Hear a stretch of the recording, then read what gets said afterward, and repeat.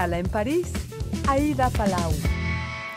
Bienvenidos a todos a este programa de Radio Francia Internacional y France 24. Hoy hace escala en París la escritora y periodista mexicana Daniela Arrea. Daniela, bienvenida. Hola, muchas gracias. Mucho gusto, Aida. Ganadora de la primera edición del Premio de Periodismo y Derechos Humanos Brit Valdés, de los nombres de dos periodistas asesinados el año pasado, Miroslava Brit y Javier Valdez, especializados en el crimen organizado. Es un premio que otorga la agencia France Press, la ONU y la Embajada de Francia en México, y que reconoce el trabajo periodístico dedicado a la investigación y la difusión de los derechos humanos. Primero de todo, queríamos felicitarla por este premio. Gracias. Es un poco complejo recibir un premio así, que es un premio que tiene el significado del dolor del gremio periodístico por la muerte de dos compañeros, y que también representa, a nombre de ellos dos, más de 125 periodistas asesinados desde el año 2000, 25 desaparecidos, y pues es un premio que también nos compromete a hacer un trabajo como mucho más profesional, ¿no? Y constante. Son cifras terribles. Ser periodista es un trabajo de alto riesgo en un país donde se asesina a un periodista por mes. México es el país occidental, según las organizaciones, más peligroso para ejercer el periodismo, y se le compara con países como Siria o Afganistán, donde hay guerras abiertas. ¿Podemos decir que México es un país en guerra? Pues sí, lo que no es una guerra contra el narco. O sea, lo que hemos podido testimoniar a partir del trabajo periodístico muchos compañeros es que se hace llamar una guerra contra el narco, pero en realidad es una guerra que parece tener la intención de controlar territorios, de permitir el extractivismo y de matar a la gente cuando se tenga que matar para intereses políticos y económicos que están más allá de la vida de las personas. Y es importante entenderlo así porque no se va a lograr lo que se ha querido, ¿no? El consumo de drogas se ha incrementado, el trasiego de drogas en el territorio se ha incrementado a pesar de tener 15 años de militarización. Y entre esas víctimas están los periodistas. Usted, Daniela, tiene 36 años, nació en Guanajuato. Por cierto, que según las últimas cifras se ha convertido en el estado más violento, con actualmente 2.135 asesinatos desde enero hasta agosto de este año. Usted comenzó su carrera periodística en la prensa del estado de Veracruz antes de instalarse en la Ciudad de México. ¿Siempre quiso dedicarse a esto a pesar de los riesgos? No, nunca. O sea, no, yo quería ser marinera y me fui a estudiar a Veracruz porque ahí es un puerto y ahí había la carrera de marina mercante, pero bueno, entré a comunicación y cuando yo empecé a hacer periodismo en Veracruz, o sea, Veracruz es el estado que actualmente tiene el mayor número de periodistas asesinados y hallazgos de fosas clandestinas terribles, pero cuando yo estaba en Veracruz, el nivel de violencia no era así, ¿no? Era un estado muy tranquilo, había cacicazgos, había corrupción, pero los niveles de violencia que hay ahora no lo son. Entonces, esta violencia contra periodistas nos ha tomado por sorpresa a muchísimos compañeros que hemos tenido que aprender a reportear en zonas muy violentas, y ayer lo platicábamos en la Casa del Refugiado, la Mansión de los Refugiados aquí en París, que es muy complejo porque te conviertes en corresponsal de guerra en tu propio país, ¿no? Entonces, a diferencia de los enviados de las grandes agencias que van a países como del Medio Oriente, de América Latina y de África, que tienen una amenaza y enseguida pueden huir para salvar su vida, en México pues estás ahí, ¿no? Los criminales saben dónde vives, saben de tu familia, y eso es lo que ha puesto en riesgo a muchísimos compañeros en los estados. ¿Usted se ha sentido amenazada en algún momento? No, en realidad, o sea, hay muchos riesgos cuando nosotros vamos a lugares de conflictos o a ciertas zonas del país, en este caso Guanajuato, o Tamaulipas, o Veracruz, o Guerrero, porque hay muchas veces en donde ni siquiera es la investigación periodística que haces, sino simplemente el decirte no puedes entrar a este lugar porque estamos controlando este lugar para hacer lo que queremos hacer, ¿no? En lo que llevamos de año, 9 periodistas han sido asesinados.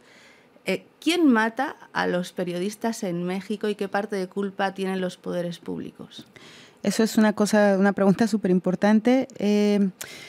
No sabemos con certeza quién mata, porque el nivel de impunidad en los crímenes contra periodistas es del 99% y muy probablemente por el nivel de tortura que hay en el país, el 1% que se resuelve, seguramente hay un vínculo con la tortura. Lo que sí podemos suponer es, y a partir de trabajos de investigación que ha hecho Artículo 19 y del testimonio de varios compañeros periodistas, es que los gobiernos locales y las fuerzas de seguridad son los principales agresores contra los periodistas. Después vienen las agresiones por parte de los grupos criminales y pues en esa combinación es que se da el riesgo laboral. Ahora, estos riesgos a los que estamos expuestos se incrementan por la precariedad laboral, ¿no? Nosotros la gran mayoría de los periodistas en México no tienen seguridad social, no tienen contrato. A diferencia de Francia, no hay sindicatos allá que protejan los intereses de los periodistas ante los intereses de las empresas de comunicación. Y eso también provoca que no tengamos las herramientas suficientes para capacitarnos y para protegernos cuando vamos a hacer coberturas. Justamente, ¿qué precauciones tiene que tomar un periodista cuando hace ese tipo de coberturas complicadas y donde hay violencia? Pues la primera es no trabajar solo, ¿no? Como que esta imagen romántica del periodista con gabardina, solitario, investigando, ya no es posible en México y eso nos ha obligado a hacer trabajos colectivos, a trabajar en coordinación con periodistas locales, a estar en monitoreos constantes a través de teléfonos o de redes sociales para saber dónde estás, cómo vas, poderte hacer como una especie de monitoreo local. Y también ¿qué otro tipo de precauciones? Pues precauciones de seguridad digital, ¿no? Tener la certeza de que nuestros materiales no son intervenidos, nuestros teléfonos, nuestras computadoras.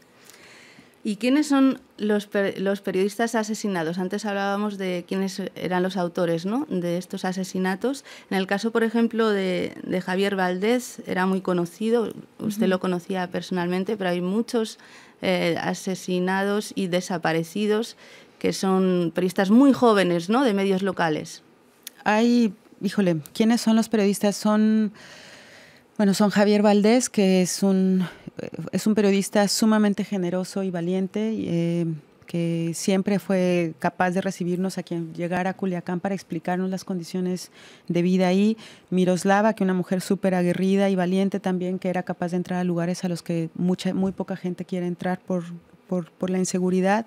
Pero era también gente como Moisés, que es un periodista asesinado en un lugar muy pequeño de Veracruz, y él lo que hacía era con sus propios recursos publicar un periódico, imprimir las copias y repartirlas entre la población para denunciar problemas como abasto de agua, recolección de basura. Entonces es como súper amplia la diversidad de los periodistas, y cada historia de estos periodistas que han sido asesinados o desaparecidos nos muestran como las condiciones de trabajo, pero también como esa terquedad y esa valentía por nombrar lo que casi siempre los poderes quieren que se calle, ¿no? Justamente tras el asesinato de Javier Valdez, desde la red de periodistas de a pie a la que usted pertenece, tuvieron la idea de hacer un libro, Romper el silencio, 22 gritos contra la censura, que se acaba de publicar en francés, la editorial L'Harmattan. Es un libro con el relato de 22 periodistas que trabajan en zonas calientes y que, a pesar del asesinato de los compañeros, siguen trabajando, conscientes tal vez que un día les va a tocar a ellos. ¿Son estos los periodistas más vulnerables? Sí, ese libro se publicó por invitación de la Brigada para Leer en Libertad y la Red de Periodistas de a pie, y lo editamos con Emiliano Ruiz y Alejandro Almazán, otros compañeros. Y cuando platicábamos sobre de qué hacer el libro, pensábamos en hacer la historia de los periodistas asesinados, y pensamos que también o quizá en este momento era muy importante no hacer la historia de los periodistas asesinados, sino que los mismos compañeros que trabajan en estas zonas y que a pesar de esos asesinatos siguen trabajando, contaran la historia para saber qué implica hacer periodismo en esas regiones, ¿no? Entonces tenemos testimonios de periodistas que sus compañeros de redacción han sido asesinados y que a pesar de ese dolor ellos siguen trabajando. Tenemos el testimonio de periodistas que han tenido que desplazarse de sus lugares, ya sea dentro del país o fuera del país, y han tenido que abandonar a su familia. Tenemos el testimonio de compañeros que han tenido que trabajar en condiciones laborales como súper precarias, en donde se les llegaba a pagar hasta 80 centavos de euro por una noticia. Pero al mismo tiempo tenemos historias que cuentan la creatividad y que cuentan como esta terquedad, porque no veo otra manera de llamarlo, como de seguir haciendo un trabajo y de aprender a hacerlo de manera, pues, de la mejor manera posible, ¿no? El tema de los desaparecidos es un tema que ha trabajado mucho. De él habla en su documental No sucumbió la eternidad, que fue premiado en el Festival Internacional de Cine de Morelia. Es la historia de dos mujeres que tienen familiares desaparecidos y se cuenta desde la óptica de cómo afrontar el día a día, ¿no? Que es tal vez algo que se desconoce.